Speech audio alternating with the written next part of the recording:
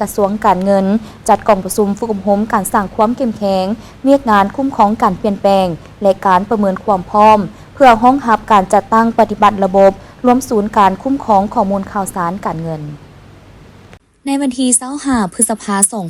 2026 กระทรวงการเงินได้จัดสุดฝึกอบรมเกี่ยวกับเวียกงานคุ้มครองการเปลี่ยนแปลงในหัวข้อการวิเคราะห์ผลกระทบของการเปลี่ยนแปลงการคุ้มครองตัวแทนการเปลี่ยนแปลงและการประเมินความพร้อมเพื่อรองรับการจัดตั้งปฏิบัติระบบรวมศูนย์การคุ้มครองข้อมูลข่าวสารการเงินโดยการสนับสนุนของโครงการปรับปรุงการคุ้มครองการเงินแห่งรัฐระยะ3โดยการเป็นประธานของปริญญาเอกนิธาบุพภาห้องคณะกรมจัดตั้งกระทรวงการเงินมีคณะทีมงานจากธนาคารโลกหน่วยงานจัดตั้งปฏิบัติโครงการพร้อมด้วยวิทยากรจากบริษัทเทคโนเบรนและนักสมนกรจากบรรดากลุ่มอ้อมข้างกระทรวงการเงินเข้าร่วม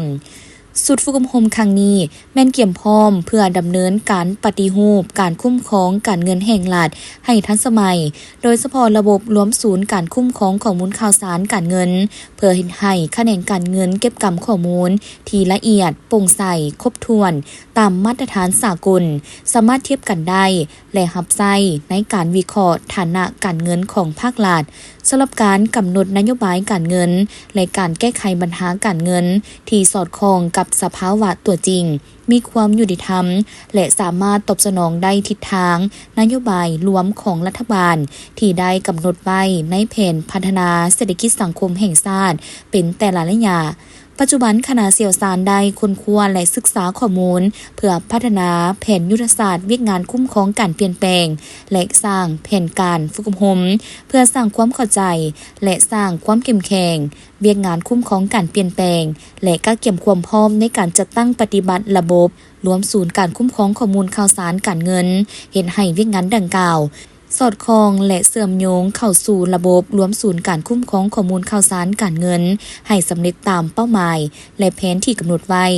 ฉะนั้นเพื่อเป็นการซอกหาแนวทางส่องทางวิธีการและเทคนิคต่างๆเพื่อโฆษณาเผยแพร่ให้ข้อมูลความรู้ความเข้าใจและสร้างการยอมรับให้แต่ละภาคส่วนก็คือหัวหน่วยงบประมาณในการเลือกที่จะสวมใส่ผลิตภัณฑ์หรือบริการของระบบ